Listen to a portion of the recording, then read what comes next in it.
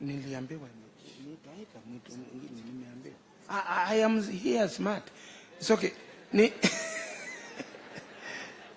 Niko na mpangilio, niko na mpango, nimepangiwa vile ninaenda, na ingine ikiingia ndio naenda. Welcome back to another analysis of Yoleno TV. I hope you're well from wherever you're watching us. And before we get started, please, if you've not subscribed to our channel, please take a moment and subscribe to Yoleno TV. Once again, thank you so much for those who've been supporting our channel to this level. I'd like to start us off with another tweet, and this is from Robert Alai. Do you remember on Sunday, I think the weekend, during these prayer sessions of the Kenya Kwanza government, there was an incident that was seen during the ongoing church session. And this event or this incident that was seen is what Robert Alai has weighed in on.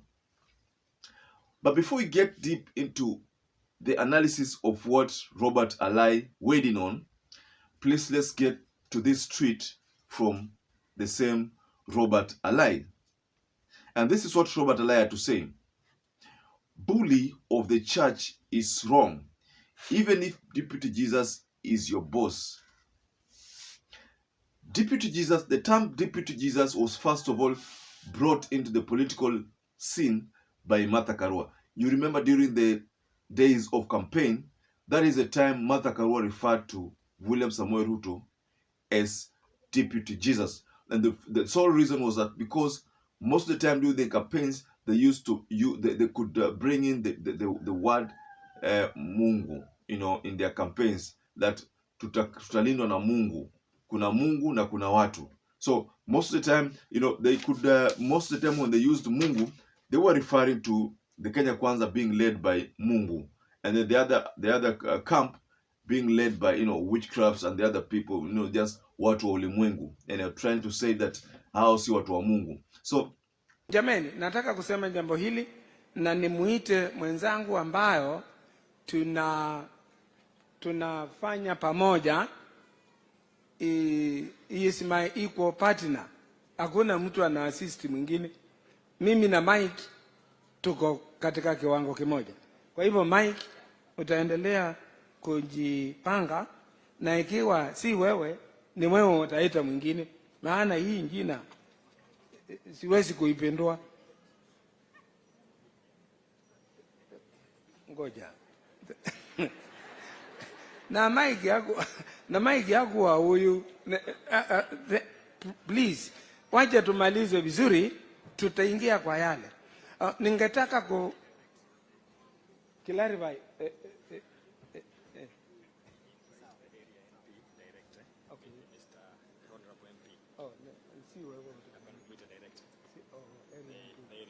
sawa. Very good. Hey, do the big alendi kuya. Hai. Jameni.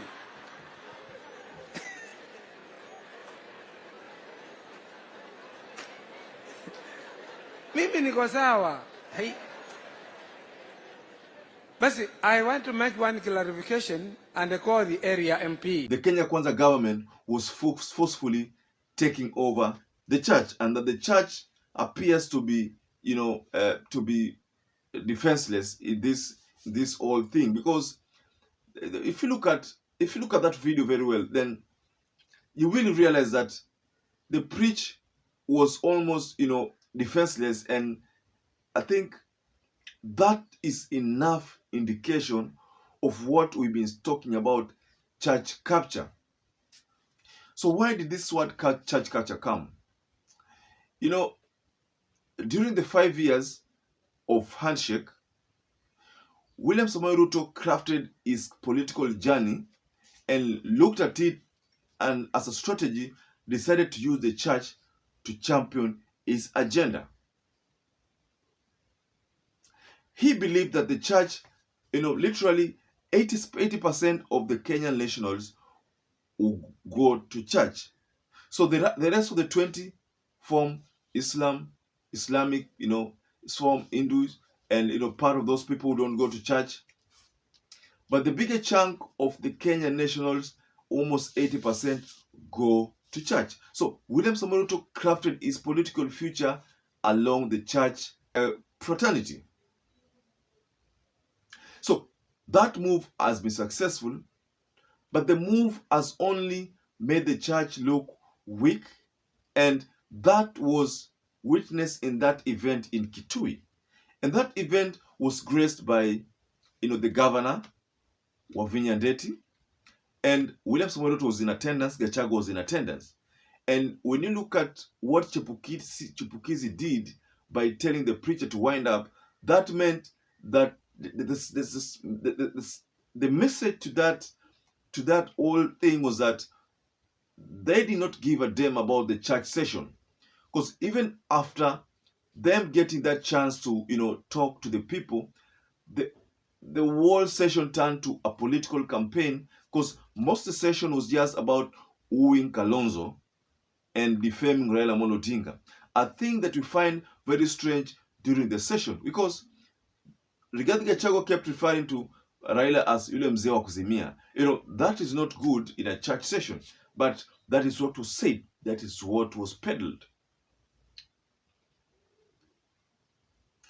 Ladies and gentlemen, are you now in agreement that the term church capture is now a reality? The churches have been captured. And throughout the 5 years, this capturing will be escalated by the frequent events that are almost on Sundays. And I think now churches are scrambling for these events. I can liken these church sessions to Moi's era. During Moi's time, that is the time you would see in KBC at around 7 p.m. that mtukufu Daniel Rais Moi alikuwa kanisa fulani. Those are the days when you'd see the presence being felt in churches, because at 7 p.m. on each and every Sunday, the first news broadcast would start by the president attending a particular church. Could that be the reason why William Samoei Ruto decided to craft his political future with the churches?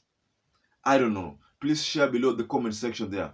What do you think about this move, the church capture? Is it a reality right now? If you ask me, I think it's now a reality, because the churches have been captured. And how was it successful, the capturing? I think the donations were the reasons why this capture was escalated, the church donations. And William Samoei Ruto played that successfully. So it's for that reason that Robert Alai is coming again to confirm the mere fact that this church capture is a reality. And that's the reason why Robert Alai says bully of the church is wrong, even if Deputy Jesus is your boss. Bully of the church is wrong, even if Deputy Jesus is your boss. Ladies and gentlemen,